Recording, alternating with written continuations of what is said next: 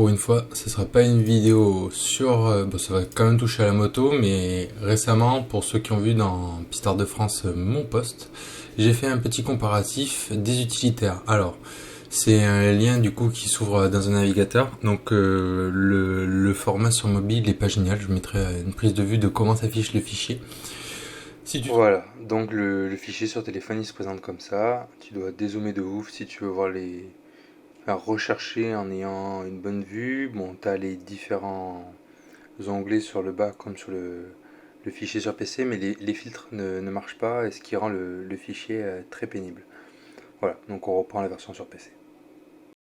Si tu trouves ça cool, bah abonne-toi. Voilà. Bon alors, vite fait, pour pas faire une vidéo qui dure 10 minutes, je vais vous expliquer comment ça marche. Bon déjà, il y a pour ceux qui n'ont pas l'habitude d'utiliser Excel, c'est vrai que quand tu fais de l'informatique, tu as un peu l'habitude. Sur Google Sheet, tu as, qui est l'équivalent de Excel dans un navigateur, si tu as un compte Google, tu as différents onglets. Donc là, ce que j'ai fait, et ça c'est essentiellement pour vous, parce que ce que je précise, c'est que c'est un fichier que j'ai fait pour moi à la base, pour choisir mon utilitaire. Mais pour le partager, vu que je me suis dit qu'il était quand même assez complet, j'ai essayé de décliner un peu plus la gamme. Donc j'ai mis les longueurs et les largeurs des motos, pour que les gens se donnent aient une idée. Et donc en gros, globalement, une moto ça fait 2 mètres de long, sur au plus large 1m15 et en largeur à peu près 70. Dans l'onglet petit utilitaire, on va retrouver tout ce qui est, on va dire, typé berlingot. Alors, comme je l'ai dit, il y a des gens qui font entrer des motos dans des berlingots XL, etc. Mais moi, je cherchais vraiment à lister des utilitaires que moi, je pourrais acheter. Voilà. Il y a des utilitaires que je pourrais pas. Alors, j'ai mis du coup la marque, le modèle, la version, donc c'est plutôt le type de moteur, quel type de carrosserie c'est, bon ça c'est des exports, hein. L'essence, la boîte, etc. Et là, vous avez le L1, donc vous voyez que une moto sur un L1 elle rentre pas. Par contre, sur un L2, genre un Fiat Doblo Maxi L2H2, donc 2,70 m par 1,50 m, ta moto qui fait 2 mètres par 1,15 m, elle rentre. Bon, après, t'es un peu accroupi quand tu la rentres. Donc, tu cliques sur trait. Tu choisis ta marque. Donc là, tu vois que sur les petits utilitaires, j'ai mis quoi? Fiat, Ford, Mercedes, Opel. Voilà, donc on va dire, tu veux de l'allemand, voilà. Hop, donc tu cliques, ça te trie donc que les Opel et les Volkswagen. Si c'est pas ça ton critère de recherche, tu resélectionnes tout. Si tu cherches genre que les essences, tu décoches et tu mets essence. Voilà. Donc bon, le fichier fait ça. Bon, quand il y a écrit 0 chevaux, c'est qu'il n'y avait pas l'info. Et là en fait dessus, donc je vais peut-être aller un peu vite, mais sur la version carrosserie, si tu cliques dessus, tu as le lien Argus qui s'ouvre avec combien coûtait le véhicule, quand est-ce qu'il est sorti, tu as d'autres infos comme la longueur, les caractéristiques techniques, le 0 à 100, etc. Donc ce qui te permet déjà, si tu as une idée de ce que tu cherches, d'être un peu plus précis.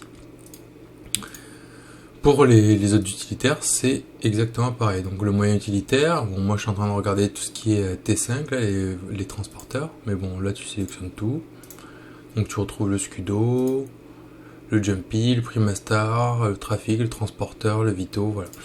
Donc vu que j'ai un budget qui va jusqu'à, allez, vas-y, 6000 voire 8000, j'ai quand même segmenté les prix. Parce que bon, déjà, vous imaginez le temps que ça prend de faire ce genre de truc, parce qu'il y a, je crois que sur moyen utilitaire, il doit y avoir presque 3000 lignes. Ah non, 4000 et des boîtes, voilà. 4000 lignes qui ont été renseignées. Et ouais, voilà, donc les petits utilitaires, j'ai fait de jusqu'à 2014. Les moyens, j'ai fait jusqu'à 2010. Et les grands, j'ai fait jusqu'à 2005. Voilà, parce que eux, ils coûtent un peu plus cher. Donc ce qui te permet aussi de voir que tu as des combos, genre le moyen utilitaire, pourquoi c'est le plus utilisé? Parce qu'en L1, tu peux entrer une moto, parce qu'il fait 2 par 140, 2 mètres 2 par 140, mais en L2, 2,50 c'est bien, sachant que tu peux faire du L2H, hein, ou du L2H2, mais H2, tu passes en gabarit camion. Parce que là, tu fais, en H1, tu fais 1m80, je sais plus.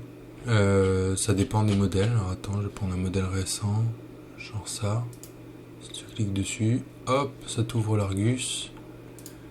Et bien sûr, tu vas voir que j'ai pris le seul où il n'y a pas les infos de renseigner. Bon, c'est pas ma faute. Hein. Mais bon, sérieux.